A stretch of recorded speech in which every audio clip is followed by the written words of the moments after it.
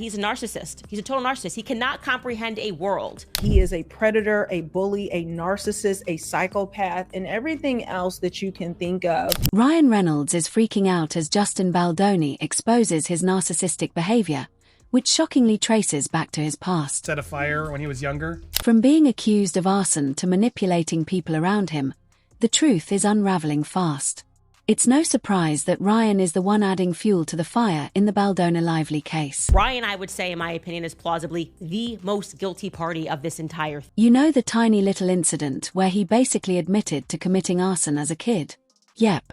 Good old Ryan, Mr. Quirky Deadpool, casually mentioned that he set a tree on fire, and that fire ended up burning down a whole wing of his elementary school somewhere between 1983 and 1990.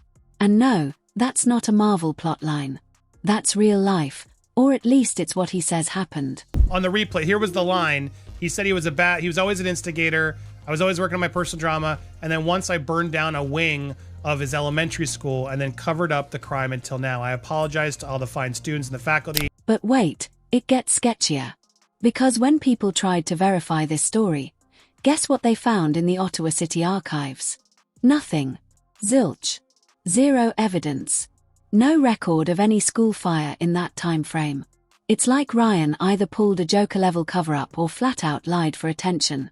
And knowing Ryan, both... But the reason I ended up in Ottawa was because he never mentioned the name of the elementary school, which was curious to me. He never says any teacher's name, nothing. And when you Google Ryan Reynolds Elementary School, you get about 3 different schools. Now ask yourself this.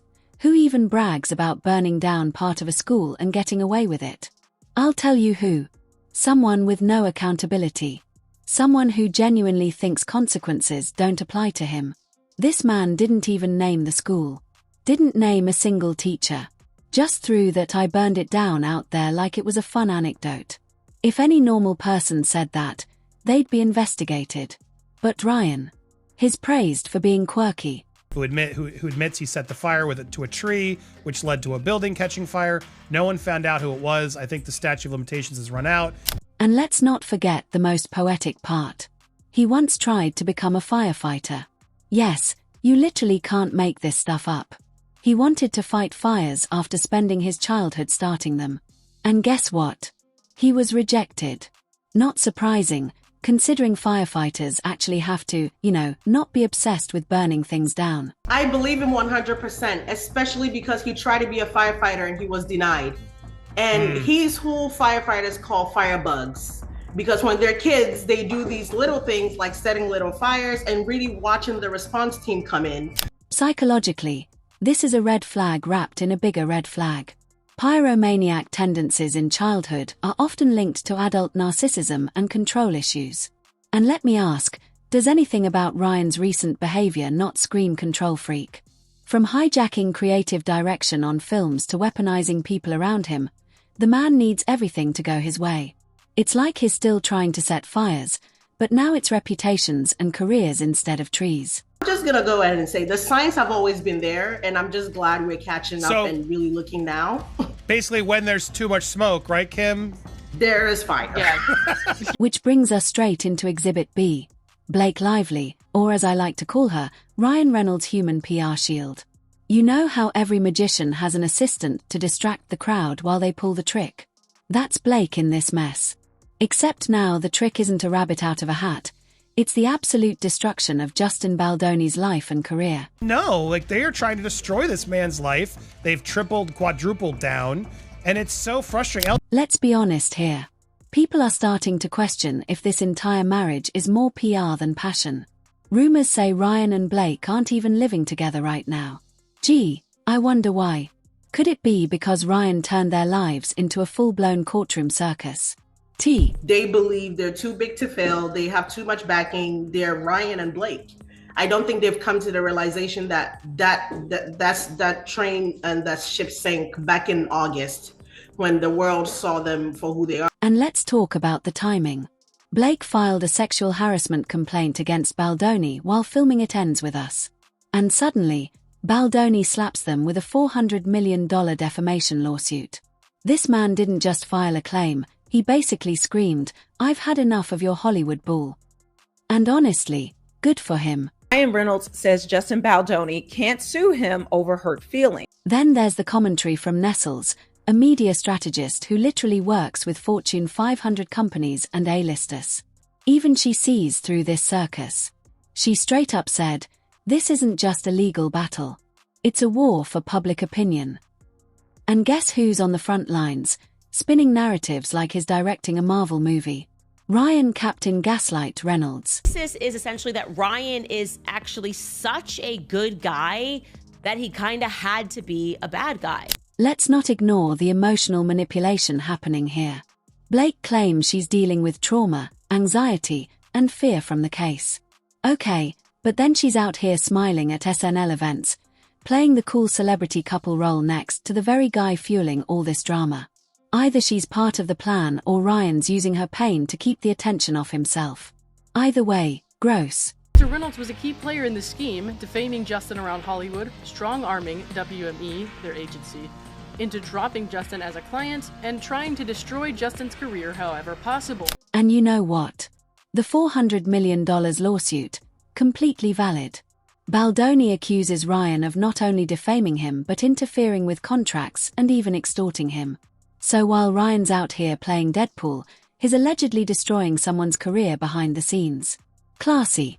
But hey, if you thought that was bad, buckle up, because the kidpool scandal, that's where things go from scandalous to straight up repulsive. Ryan actually cast his 7-year-old daughter in Deadpool and Wolverine and tried to make her say a line that included, "I kid you not, I'll take my D out of your mouth." What the hell? Wolverine, when I want your opinion, I'll take Wolverine's out of your mouth. D. That's kid. Guiltily, that is my daughter, Inez. I'm so sorry we have to admit that. And I am Father of the Year over here. A literal child. His own daughter. And instead of stepping back and saying, "Hey, maybe this isn't appropriate," Ryan thought it was edgy and cool. The kid didn't even want to say it at first. She was uncomfortable. A 7-year-old with more self-awareness than her father. But what does Ryan do? He lets her watch other kids audition for the role so she feels pressured to participate. Manipulative much. Her to say such language, which, to her credit, she really didn't want to say, and then came back later and said, "I want to say it now," when I started looking at other people to play Yeah, it. but Ryan, to our discredit, And then comes the icing on this very disturbing cake. She had to repeat that line 70 to 500 times. 70 to 500. This wasn't one awkward take. This was rehearsed. First exploitation, repeated over and over again like it was just another take. That's not parenting.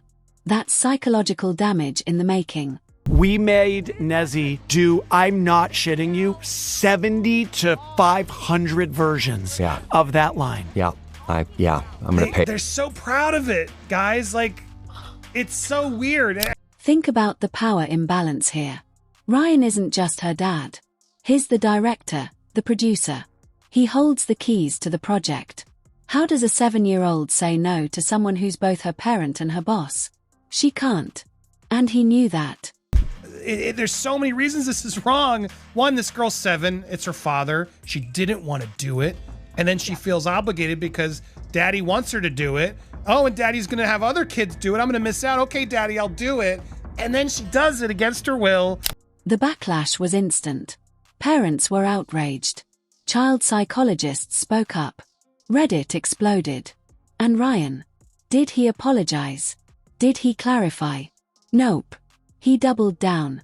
Marketed the movie with family-friendly irony. Yeah. Nothing says family-friendly like telling your daughter to deliver sexually I suggestive. believe that kids have the right to consent. I believe kids have the right to say no. And if kids are uncomfortable, that should be heard by the grown-ups that are there and respected. And I don't get that feeling that that's what happened here. This isn't just tone deaf. It's sick. It's the behavior of someone who thinks they're untouchable. Someone who sees himself as so above criticism that he'll literally drag his own child into controversy just to maintain control over his cinematic universe. So yeah, he set fires as a kid, and now he's setting fire to people's lives. Baldoni's career. Torched. Blake's mental state. Used as kindling. His daughter's innocence. Burned for a punchline. And through it all, Ryan walks around smirking, I don't care. It was Disney execs themselves that suggested it. You're Ryan Reynolds. You had all the power. You were on set. You could have never let the child say it. So again, I'm not letting him get away with this. I don't care how the explanation works. Let's talk about how Ryan Reynolds went from quirky funny guy to full-blown Hollywood villain, because what he did to Justin Baldoni isn't just shady, it's straight-up career sabotage disguised as banter. Baldoni accused Ryan of publicly calling him a predator. Not in a private moment. Not after an investigation. Nope. Just Ryan's golden boy gut feeling. Apparently based on, what, a vision board? Ryan's sixth sense. This wasn't a slip of the tongue. It was a planned attack. And it wasn't whispered. It was passed around like a script note on set. Ryan Reynolds did call Justin Baldoni a predator. Remember, they had in their lawsuit said that he went up to a guy that worked at WME. This was allegedly at the Deadpool and Wolverine premiere. Let's not forget the lawsuit came down during the SAG-AFTRA strike in September 2023. Most people used that time to rest or organize for workers' rights. Not Ryan. Nope. He used that pause like it was an intermission in a gladiator match. While others fought for fair contracts, Ryan apparently spent that free time trying to end Justin's career.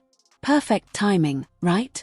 Baldoni's hands were tied, the project stalled, and Reynolds allegedly went all in using the break to tighten his chokehold on creative control. Sexual predator. And their argument to that is, well, Ryan believed that was true.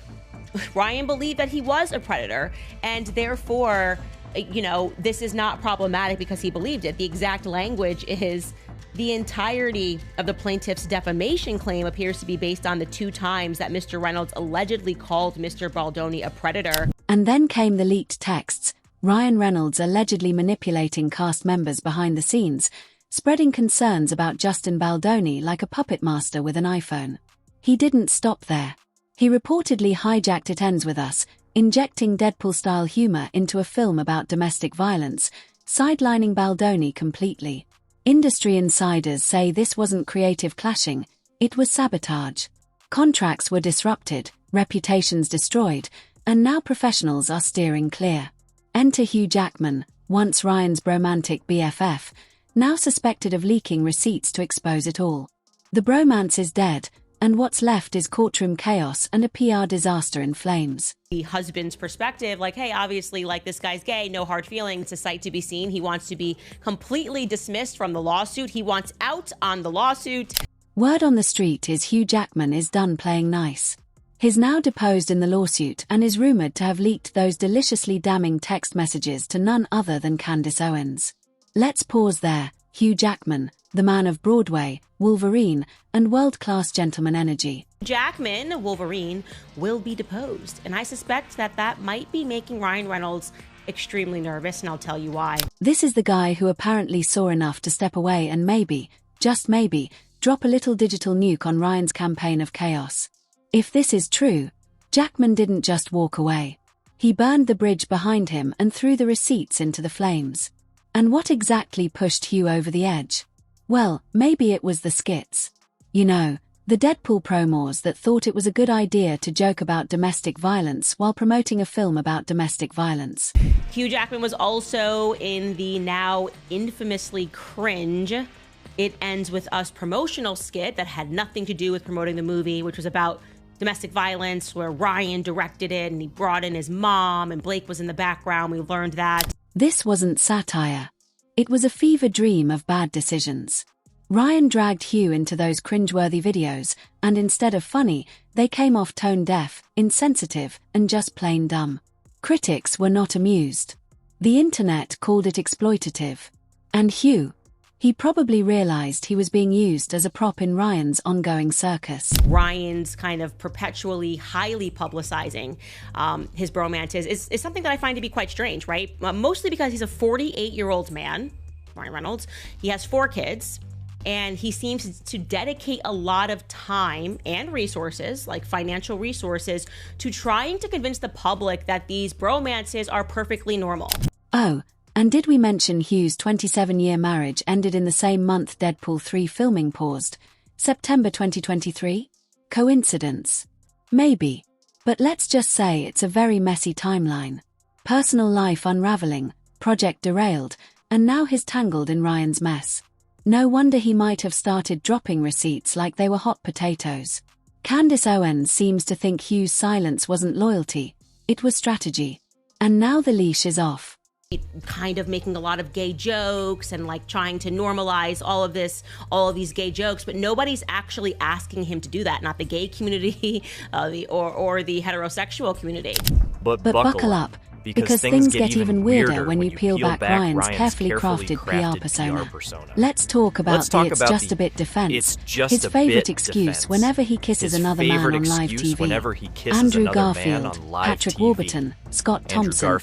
Ryan's kissed them all like it's his signature move. And every time he laughs it off.